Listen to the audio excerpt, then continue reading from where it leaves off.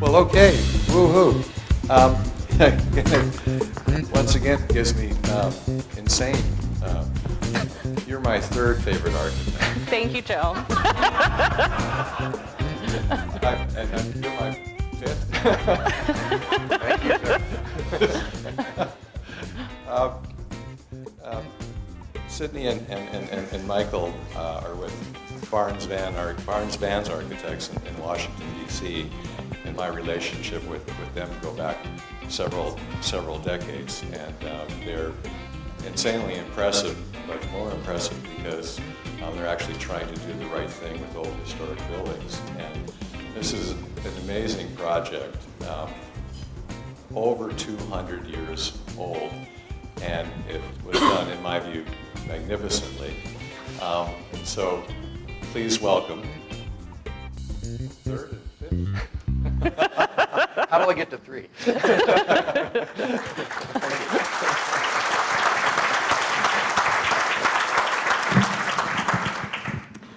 Good morning, everybody. As Joe said, and I'd just like to reiterate, we are architects. We're not builders and we are not enclosure specialists, so we know just enough to be dangerous here. We also know enough to work with some of the best consultants in the business. We work with Joe all the time on our enclosures, and we work with the best builders, Horizon Builders, who most of you probably know from the years being here.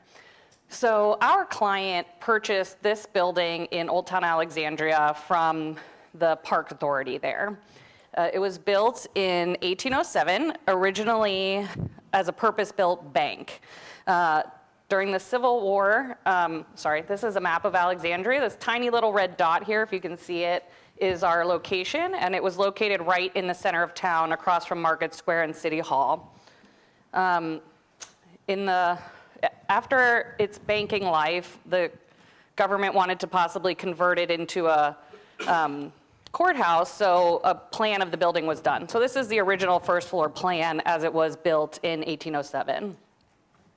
This is what it looked like shortly after its banking life when it became a hotel. During the Civil War, it was also used as a hospital. And then it morphed again a little bit in the facade, you can see here, in the 50s, and it went sort of very rapidly into disrepair. The state took control of it in the 70s and pulled the hotel off, and this is what it looked like when they found it. And they were very excited. They didn't even know this old building was here. And then they converted it back to a bank right at the 70s, and then it went into the hands of a leaseholder for 40 years, and then our client got his hands on it. So I'm primarily going to be talking about the window restoration work on this job. So it's a historic building and it's in a historic district. So we're required to put in single glazed windows, which are great for thermal values, as you know. I just think this is a really compelling picture. This is the top floor of the bank. All the finishes have been stripped out, but the original windows are here. So in this project, our initial directive was to replace the window sashes, right? We didn't have an opportunity to do a lot of deep exploration into the condition of materials as it was a somewhat fast-track project. So we said, okay, let's get these 70s single glazed out of here. Let's come back with some laminated glass to get a little better values here. And what was actually more important to our client was acoustic value. So when we started peeling into these windows, we found out that the jambs were shot, so they have to go. It's no longer a sash replacement. And then our client surprised us by telling us, oh, by the way, the historic jambs that are shutters in these windows, I put a historic easement on them. So they have to be protected in perpetuity. Our client was also very focused on really bringing this building up to standard for another 100 or 200 years. So very quickly, this went from a sash replacement to a full-on pull out the windows and replace everything. Another thing that led us to that decision, as you can see in this image here, was all the headers had deteriorated and started failing. So not only was this a window replacement, preserve the easement on the shutters, also rebuild every window header. So this is a close-up of one of the failing window headers here. So we pulled everything out. This was a change order. Surprise. So you can see here an image of the jambs without the shutter pockets, without the windows. The stone headers and sills are still in place at this time. So we went in here, we patched all the holes in the masonry, and then we coated all these jambs with a Coster product here, 2 coats. Then also the fun part about this was the header work. We sort of found out at the same time as we had started doing the waterproofing work. So these are the guys, some of the waterproofing work had been done already, coming in and replacing all the headers, pulling out the wood headers, putting in new steel headers. I have a detail a little later in the presentation you can see. So after the Coster application, we did a Tremco 250 product here. Horizon and our company are very much into redundancy, duplicate and triplicate redundancy, so we've got a lot of that going on here. So the Coster products helps with water. The Tremco obviously also helps with water and vapor. And then these are just some more pictures showing close-ups of the work. So you can see the header condition in the middle. You can see a guy doing a great job replacing with new steel lintels on the, the left. And then on the right, you can see the final lintels installed. Now, this is a masonry mass wall structure, so you can't really keep water out of it. We're not going to cover it with insulation and waterproofing on the outside. It's a historic district. So at the head of the window, between all the lintels, we used a Dimonic 100 kind of caulk product to help seal all that moisture from coming into the building and dropping down onto the window heads. These are some more, as Joe likes to call, building porn images of the waterproofing going into place around the windows. Some of these are pre-header replacement and some are post. And another. And another. Then on the outside of the building, there were heads and sills made of aqueous sandstone, which is a stone that likes to melt. And it's went through a lot of damage. The headers, many of the headers had lost their structural integrity. So part of the process here at the windows was also replacing those. So we pulled them out.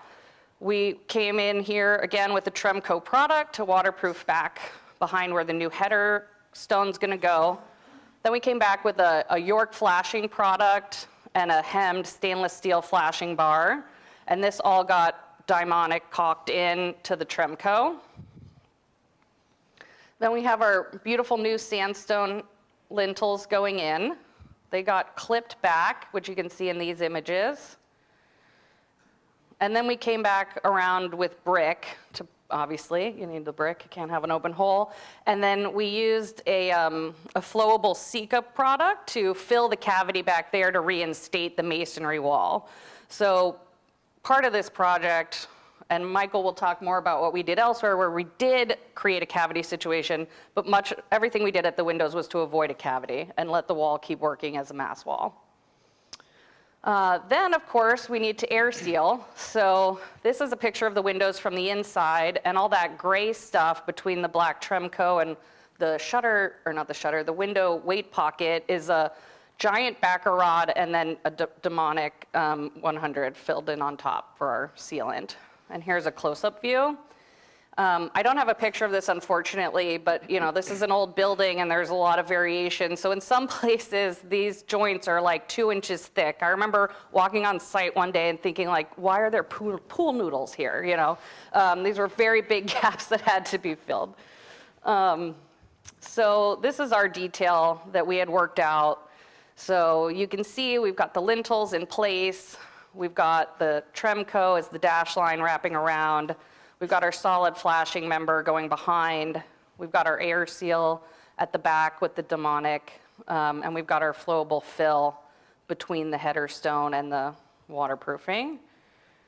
And then moving down to the sill, this was really hard to photograph, so that's why there weren't any details of it. We built a back dam here so that any water that does get into the window assembly can drain out to the exterior and not the interior.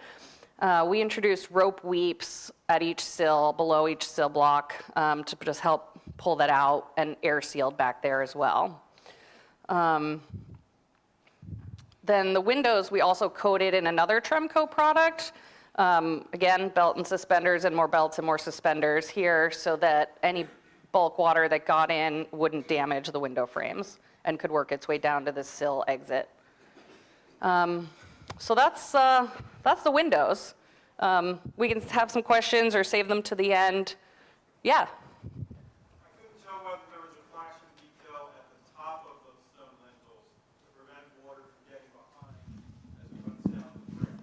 Okay, so the question is, did we do a flashing at the head of the stone headers?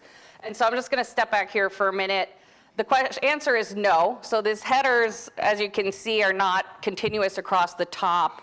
And this being a mass wall as well, we thought it would look kind of shitty if we had this stepping flashing going over the top, and that, you know, hopefully we're not actually seeing that much bulk water.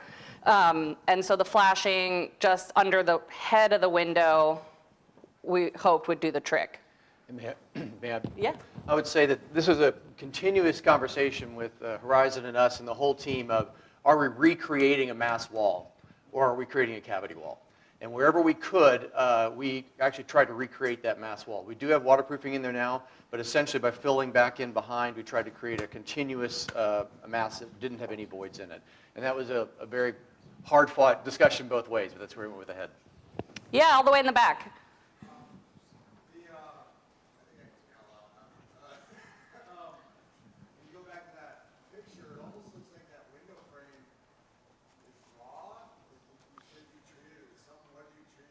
Okay, so the order of operations on these windows were tricky. So this is the old window. We had to install the heads and the sills before the new windows arrived.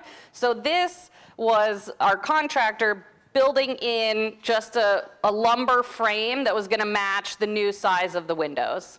So that's actually just old woods to give them something to set the lintel on. And then that's the old window that you see behind. Can you go back one? Just to show. Don't take too long with this, maybe even another one. Let's see. This might do it. So yeah, that I just reiterated what Sydney said, but the pine there, that yellow pine, is actually holding that lintel up temporarily. So we thought about trying to leave enough brick in the sides to insert the stone and have it bear directly on the brick, but it was too hard. Every opening's different, right? Historic building, every width is different. So at the end of the day, we realized we needed to set that lintel kind of in space where we want it, and then rebuild the masonry wall back to it. Hi, that liquid applied at the header is kind of making a cup on the outside and the inside. Is Yeah. there any strategy for getting any moisture out of that? Or is that? No, yeah, so right, it's tricky. The mass wall is tough, but it's also helpful with water, right? So you've got so much mass there that the vapor and the moisture can kind of move around and sort of more evenly be soaked up. So yes, I'm sure this will see dampness at some point, but the sheer volume of the masonry will help dry it eventually. The question is, would a horizontal cavity help? The answer is that would make it worse. I'm going to give you a buzzword here. Hygric redistribution. Wicking and sucking, baby. Now, really, I mean, in a sense, this wall's been doing this for 200 years, and we're trying to encourage it to keep doing it. So it's got a lot of places for that vapor. We're trying very hard to keep bulk water out of it, but for the vapor inside it to move around. Yeah. Did you have any precedents you're looking at in Alexandria or perhaps elsewhere that you're using as a model, or did you have any?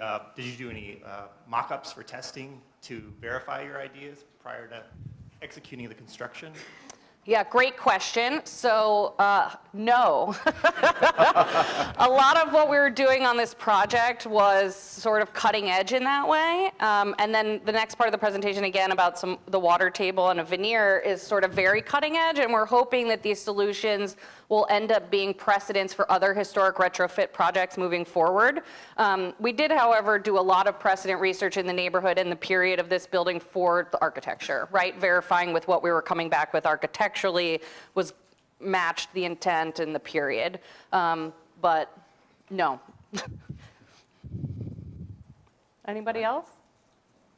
Carry on. Oh, yes, Gary. The fact that you had an old building that's been a hospital, a bank, etc.,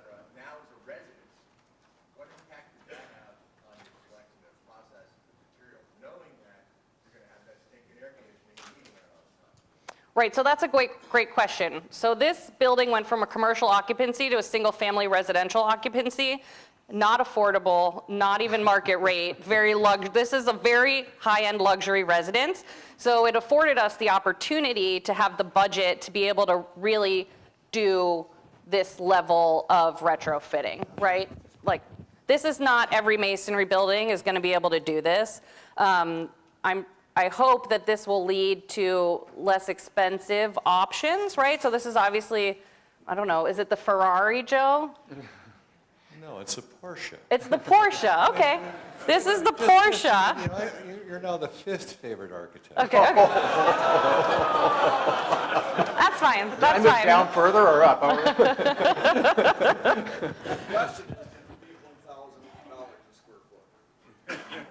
What are we at? Yeah, we're near there, yeah.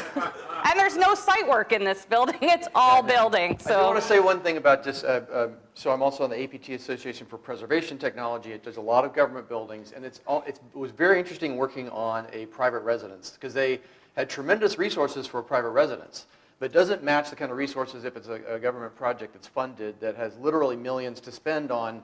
Let's research this, let's do mock-ups, et cetera. So it's quite interesting, like watching it from both direct. And I could tell my friends in the APT, I was like, do I show them this or not? Because they're going to ask that question. You know, how much did you research it? So we have a live in-person mock-up happening now. Yep. We'll report back to you. Well, actually, that's an important point. There were mock-ups every single window, right?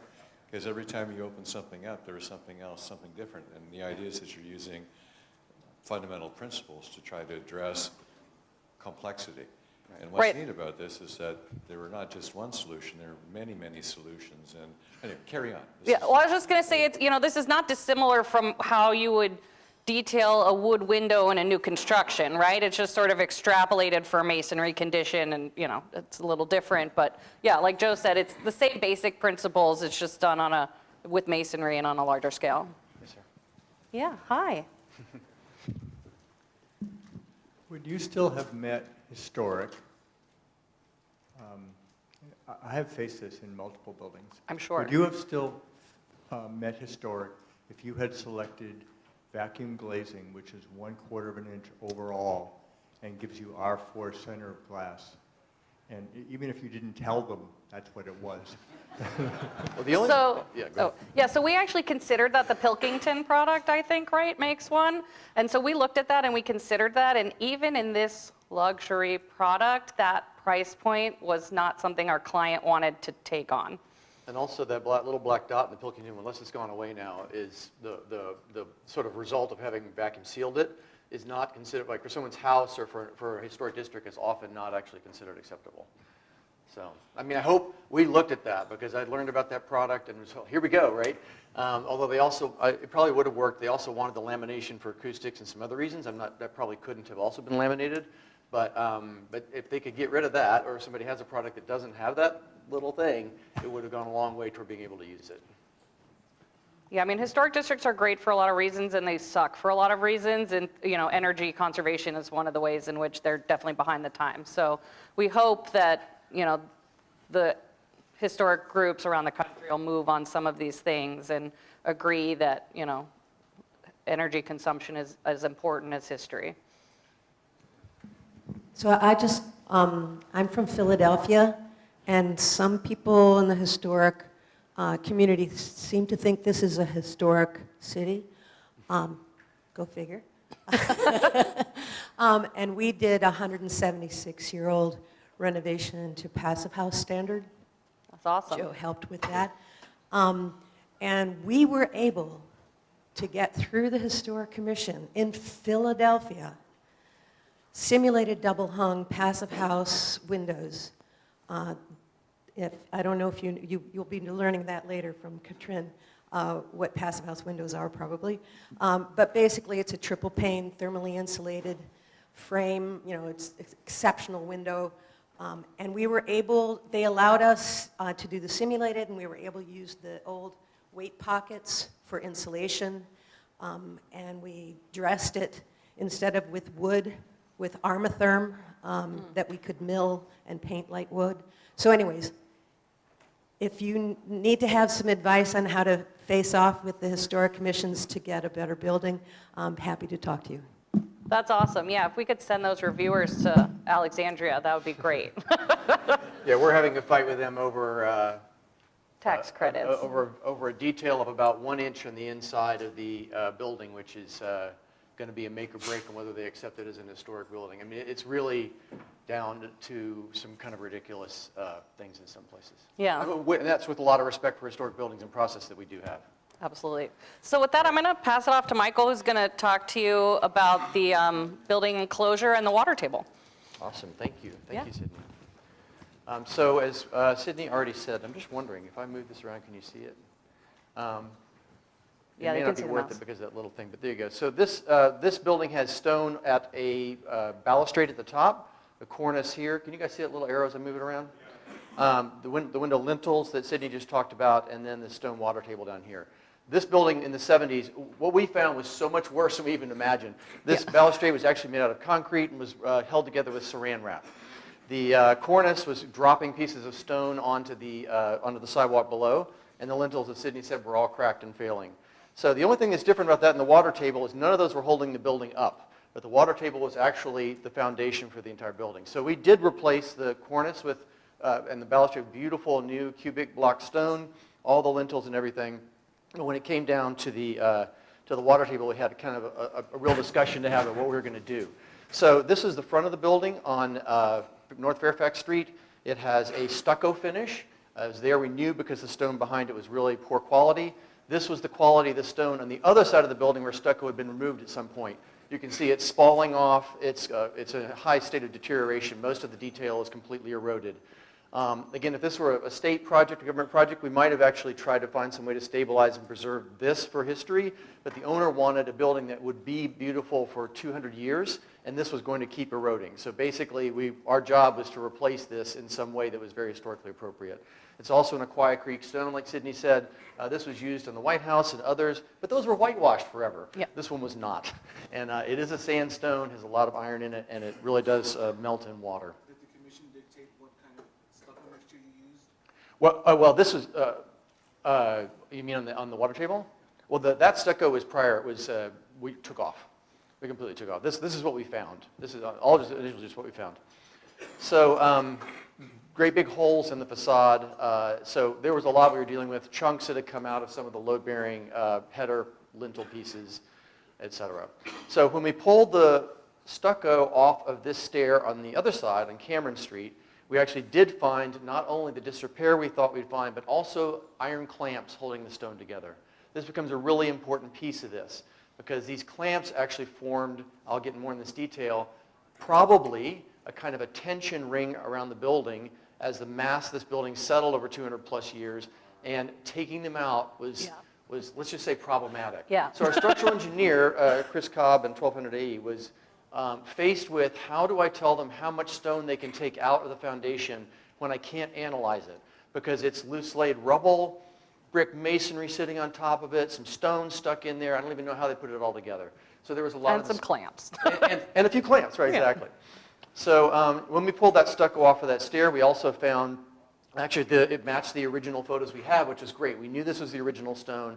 We were able to identify all the joints. Some of these pieces were actually 5.5 or 6 feet long, which has also turned out to be impractical, so we had some choices to make. But the owner really wanted to remake this facade. So on the whole, we tried to stay very faithful to those joints. Also because we knew whatever system would do, whatever it was, would move a little bit, and if we could have whatever movement, whatever joints match what was in the mass wall, it would just be better for us. Any kind of crack translation would be much more limited if we could do that. So Sydney reminded me, we may have ended up with Briar Hill or Russell stone. Briar Hill and Russell are both considered historically appropriate replacements for the Aquia Creek. They are not Indiana limestone. They are still porous. They still soak up water. They're still soft. So we're also knowing that we can't assume that this stone is going to do much to keep water out. This is a little diagram just showing on the right over here how much stucco was actually over the eroded. So that's the corner, and when we took the corner off, that much was actually stucco. So we were able to find one piece 11 feet 8 inches from the corner that seemed to be the original stone, and we actually say, okay, now we have a profile that we can remake it to. So at least we have kind of an aesthetic direction and a kind of an overall dimension to try to match. And I want to back up just a little bit and talk about the building's construction. I've already mentioned it now, but it's about a 2.2 foot 2 inch thick brick masonry wall with Flemish bond on the outside, and we might call American bond, every 6 course header course on the inside. On top of a rubble wall inside with this cubic but structural outer wythe of ashlar masonry on the outside. Here is approximately where those iron clamps are. We presume there's another one inside, although we really don't know that. This is a really simple, dumb diagram, but it's trying to say the building's 55 feet tall, plus minus. So even though it's a big, thick wall, it's a pretty thin section for 55 feet. And it has, of course, lateral forces. We don't get a lot of wind, but we do get earthquakes. There's a good bit of soil pressure because the basement is quite deep underneath the soil. I mean, luckily for us, the soil is highly draining, fairly sandy, so that's going to help us down the road, but the pressure is there. So again, the structural engineer is telling us, I've got all these loads on this. I cannot sort of casually just carve away this. So one of our first proposals, actually from that engineer, I guess he rethought his life here, was to literally, because the owner wanted so much to replicate this building, to cut a block out, put a new block back in. Once we found those clamps, no way, because it would utterly destroy that tension ring of clamps. Also, just the practicalities you can imagine as we began to understand the building better, of pulling the stone out, needling the facade above and making it work was just too much. So this is probably very hard to see, but I'll give more details. We really ended up with a veneer with a drainage plane that would retain the clamps in place, retain the required amount of structural stone. So the engineer really said, I can lose 7% of this wall, and I'm confident it will still stand up. You know, it's kind of where I think I am. So we kind of found how much can we scrape off of the outside and do that. And our strategy also allowed us to reinforce some fractured remnant stone.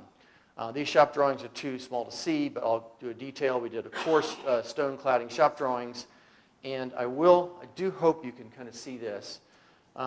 This is that replacement water table stone cap.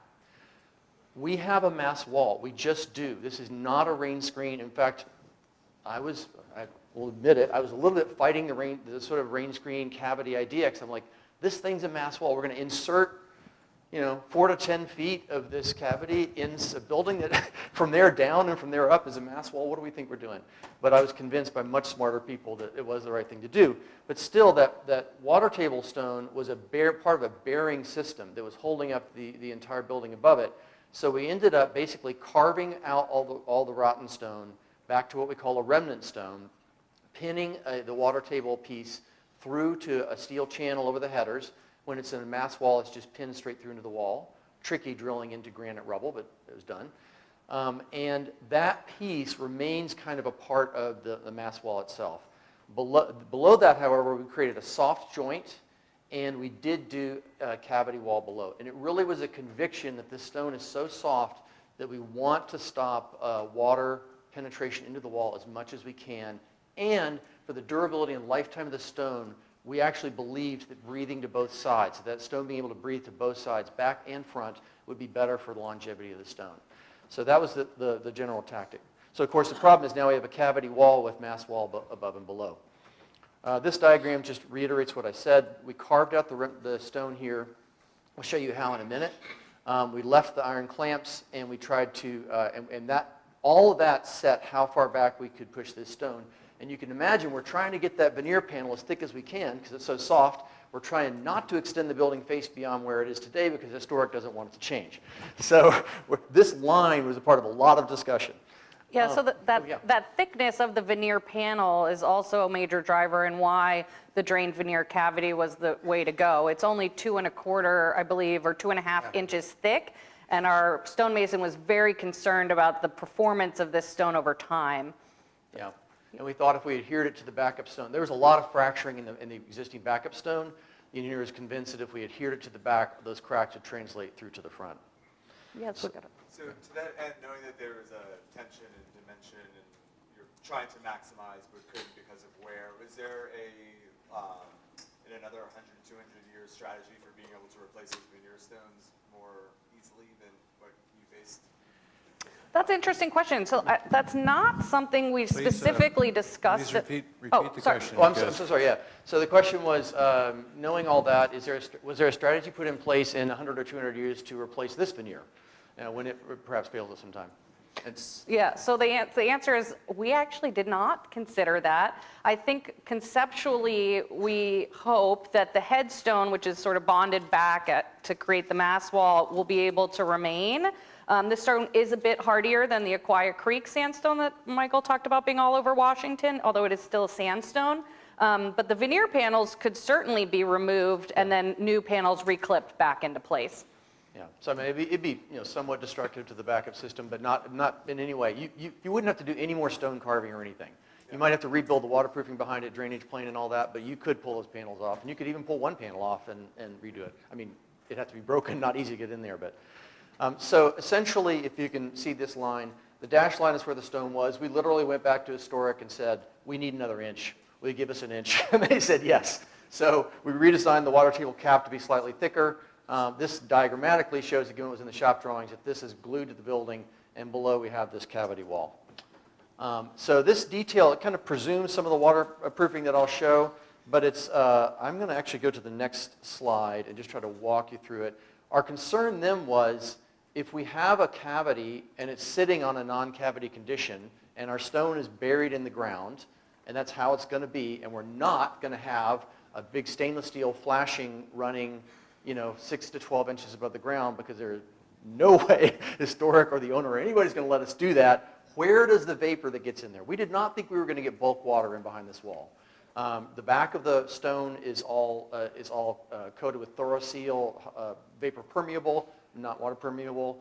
So we do think we'll get vapor in there. We don't think we're going to get a lot of bulk water, but we are going to get some vapor. So essentially, at the bottom of that cavity, and we also didn't want a solid grout like we might a brick wall below flashing, because we're very concerned that the appearance of the stone not read through. Oh, this was grouted up to here, so it's staining in a certain way, and above here is not, it stains a different way. So anyway, we used basically kind of a pea gravel backup to give something solid, non-compressible back here that would allow moisture in. We literally put a rope weep in it through the bed joint into another thicker drainage plane. So there's a drainage plane, actually that's presumed that's behind all this, actually, that you'll see in the pictures. There's waterproofing and drainage plane. Into another drainage plane down into the open gravel underneath the slab. So it's not like it can get to daylight, but again, it's vapor. We're just giving it a path. We're trying to give it a path so it's not stuck. It's not trying to come through the stone. As an aside, we did run, so the veneer, we did not dig down all the way to the footings, which we tried to find and couldn't. But we did sort of about a foot below where we needed to be, put in a drainage tile around the perimeter of the building where the stone work is happening. So these will drain into that, and then it's connected to an exterior sump. Yeah, a super, as Horizon knows, super heavy duty, incredible sump. Pump. So, all right, so here we go. We took off the Cameron Street stair, that one that had the plaster on it. We basically found this stone. Here's the saw. So, Yeah, it's pretty cool. and we began to cut this, Horizon again found this guy in this saw. We began to cut this veneer back, this sort of rotten veneer back, to the exact point that we said we could cut it back, no further. And you could see sometimes they would skim across a clamp inside the stone surface. Yeah, it's nerve-wracking. I know, it's nerve-wracking. It's pretty fun to watch them do this. You'll notice that this saw was only able to go flush with the brick, and that our water table capstone was actually recessed. So this part up here had to be hand ground back to get to the plane that we needed. I show this because our new veneer stone still has to sit on the building. It is load bearing. Its gravity load is not held by the clips. Its gravity load is bearing on a bed joint. So we had to be very careful to leave. For example, at the steps, our new cladding panels did go behind the step, but not obviously all the way down to grade. They didn't go all the way down. So we had to carefully leave a place for it to bear on all over the building. Okay, on the front of the building, we exposed the rubble stone foundation on the outside. Turned out on this side to be actually in great shape. We didn't really have to do much to it. We coated it with a Jan repair mortar, As you know, Jan will formulate its mortars to match the stone, so to minimize efflorescence. So there it is, all mortared up. And here we are with the first coat of Tremco 260. So we did two 45 mil layers to get 90 mil. This is meant to be water and vapor impermeable. We're trying to keep the water out of this part of the building. Over on the right here, we haven't gotten to that yet. This shows more of that repair mortar where there are some great big parts that need to be filled. And you can see them starting to repair. I mean, you can see all the cracks in those stones up above and how much cracking there was in this facade. This is just, again, now we've got the Tremco basically everywhere, and you're starting to see the Evolve drainage mat go up. So, all right, waterproofing in the stone, right, keeping the water out. The next thing is to put a drainage mat with a filter fabric on it. We're not doing a lot of mortaring, but there is some mortaring going to happen. We didn't want mortar to get back in that cavity and block the water. This is the Evolve going up. I'm just skimming through these. You can't really tell probably, but the Evolve is now on there. Now it's everywhere. And we ended up wrapping the stairs. So one question is, well, what happens when this system is interrupted by a big concrete stair? We actually ended up taking that drainage plane, wrapping it over the stairs and down. And the stairs are actually carefully, every step is canted slightly to drain. So in even the stonework, it's incredible. Bowman and Vignani did that. Every tread is not only beautifully carved, but it's beautifully carved with a little bit of a pitch to drain off the building. So here are the cotton wick rope weeps going in. And here is the stone, which this is only a week or two old, so I don't have a whole stone facade to show you, but here's the stone going in, clipped on.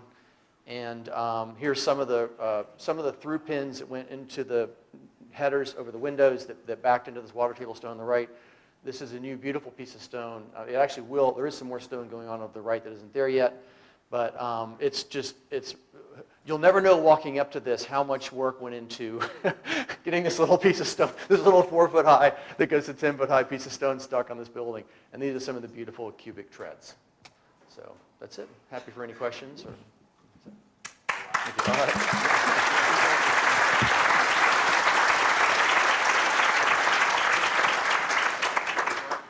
Oh.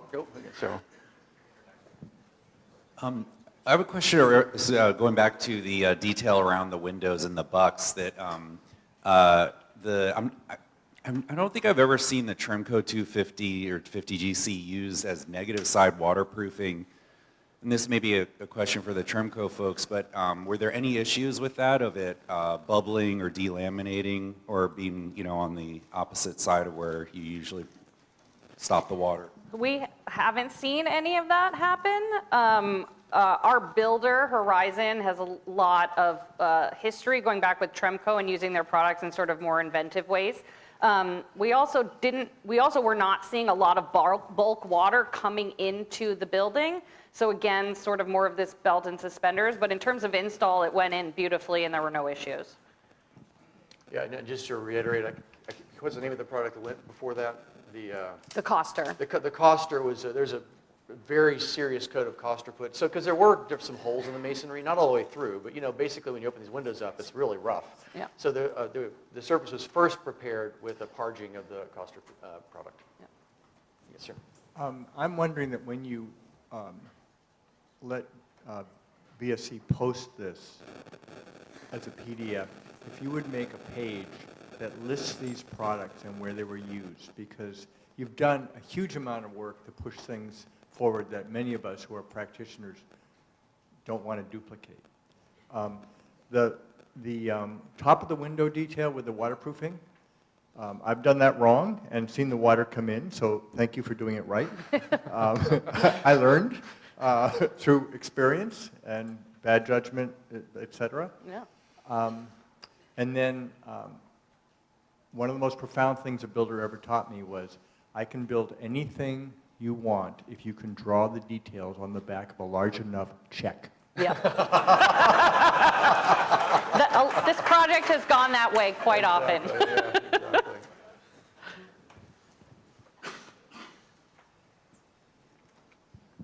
Did you do petrographic studies of the materials, mortar, brick? No. Existing or the existing, what was Doesn't there? Alexandria make you do that? No, yeah, so I guess that kind of goes back to we are architects, not scientists. We don't really I've never done that kind of study on a project. It's a lot of, trial and error type things with our builders over the years. So it would be really cool to do some of that stuff, but our clients just don't pay for it. The iron clamps around the perimeter looked like they were corroded. What kind of analysis did you do to make it? There was an analysis done, some were dug and explored, and it looked like the corrosion was very much on the surface toward the outside and not deep in the wall. You didn't see it, but basically they're all, I didn't get a picture of it, basically they're all scraped down, carved around, scraped down where we can, obviously not doing the clamp part, because again, where they were embedded, it really didn't seem that they had corroded. It was really where a piece of stone had popped off and exposed the moisture on it. So everywhere there was, yeah, we coated them, ground them down and coated them. Here's a question. Did you find the precision in those shutters to be pretty tight in tolerance? No. Oh my gosh, no. The reason I ask that is we did a house probably in 1834, and it blew our carpenter away how accurate and how in tolerance all these shutters were in about 13 windows there. They were just so. When they're in the pockets, they were quite accurate and very tight, but once you open them is when you started sort of seeing some issues, and that's probably more about time than the craftsmanship. And then this was also built as a commercial property initially, which maybe you might not have had the same level of care. Quick question. Well, we build luxury residences, and we're fighting high levels of humidity because of artwork and finishes. You got single pane windows in DC. What are you doing for condensation on windows? Great question. So this was another thing we took out of the presentation. So our HVAC systems here are very sophisticated. So we went back with we have ground source heat pumps feeding VRF systems throughout the project. In some cases they're ducted, and in some cases they're under window unit. So if you take a look at this image here on the left, you'll see the plywood boxes are protecting our VRF units. So in every case possible, we're directing our conditioned air to the windows to help mitigate condensation on the window units. And then we also have a secondary ducted system that handles all the indoor air quality needs, humidification, dehumidification, ventilation air. And the way that the system was put together, it's all very controllable and breakdownable and zonable without having these major ducts with zone dampers and all these things. So it allowed us a lot of flexibility, which the building and the clients wanted. Yeah, the VRF, one of the great things about it is not only efficiency, but also every single unit. So we do have heat recovery, and every single unit can be running hot or cold. So you could literally control unit to unit, or we've chosen usually like side or door or room by room rather. So let me interject in a little bit of humorous aside. Usually the building enclosure saves a crappy mechanical system. In this case, difficult enclosure was saved by the mechanical system.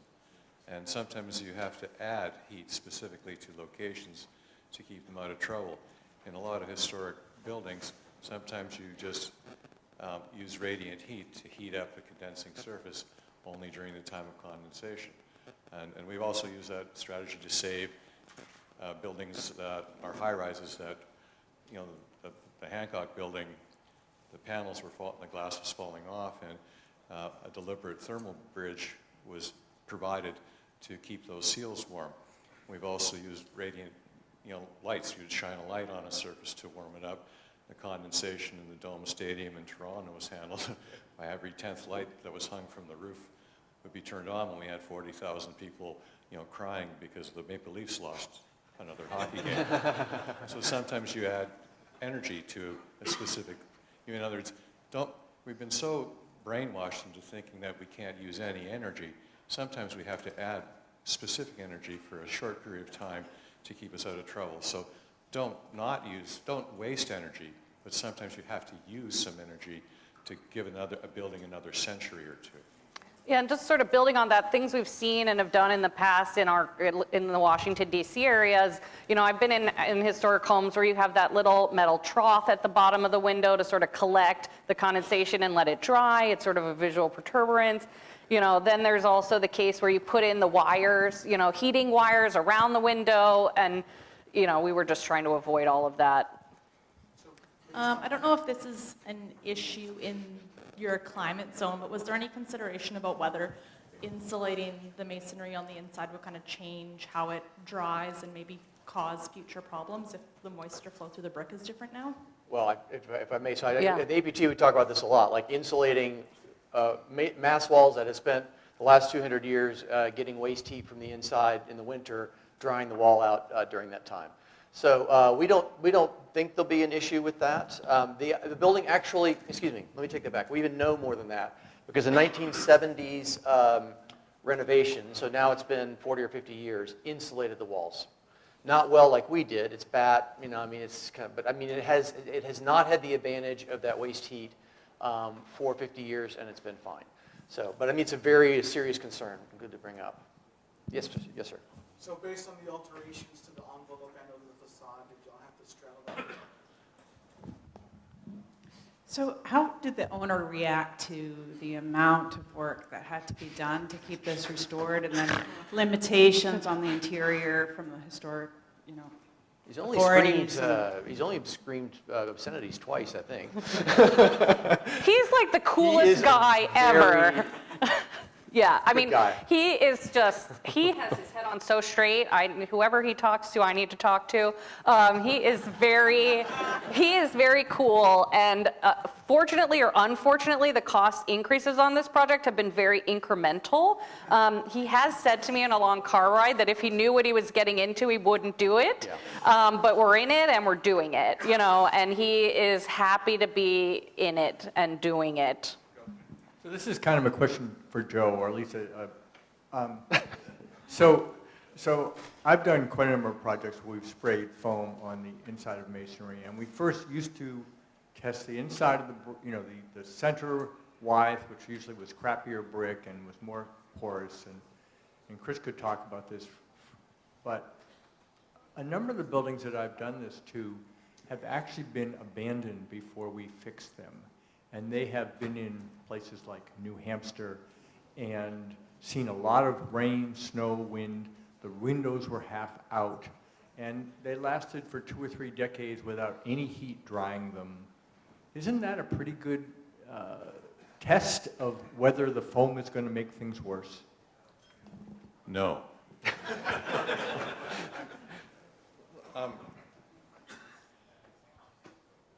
All of this is about surface water management and surface tension on the exterior. So you win and lose this with your detailing on the exterior surface. And some of the old buildings had, a lot of the old buildings had magnificent detailing, so you didn't get concentration of water. So if you don't have a concentration of water, everything works for you.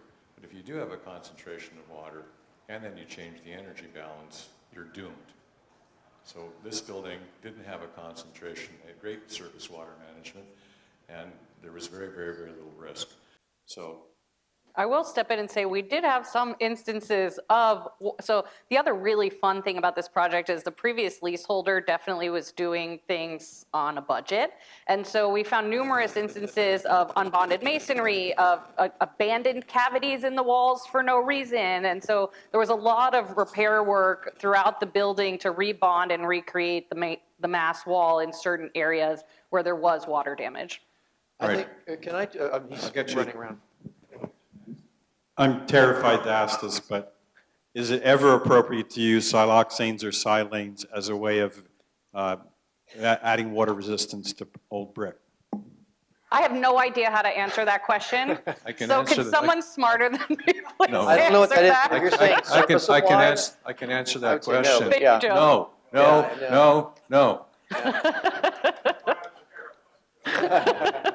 So our building, the front brick is called Philadelphia brick. It was known as the best brick of the day. Oh. And the back brick was the vinyl siding of brick of the day. It was really porous and awful. And our struggle with the Historic Commission is that they thought we could point our way out of this problem, which of course you can't because mortar has to be softer than the brick. The brick looked fine on the outside, but we showed them in our second round with a video that it was dissolving on the inside. One of the things, and Joe is also a help for this, is also the Passive House community, which is If you can air seal with a vapor open, like a Proseco or a Stowe Gold or whatever, the inside brick, you don't need that spray foam because that's doing your air sealing. If you properly air seal, you can then add double the insulation that you would normally do. And in some cases, and Joe's told us in our climate that we could max it out. You know, that's the trick. It's air sealing, properly vapor open. Now, we do have to exterior insulate our back brick, and we took the Historic Commission to court, and we have the Environmental Bill of Rights in Pennsylvania that trumps the guidelines. And it was the second time it was used, and we prevailed. Unfortunately, we've run out of money at the moment. Bummer. And haven't been able to finish it. All right. Thank you.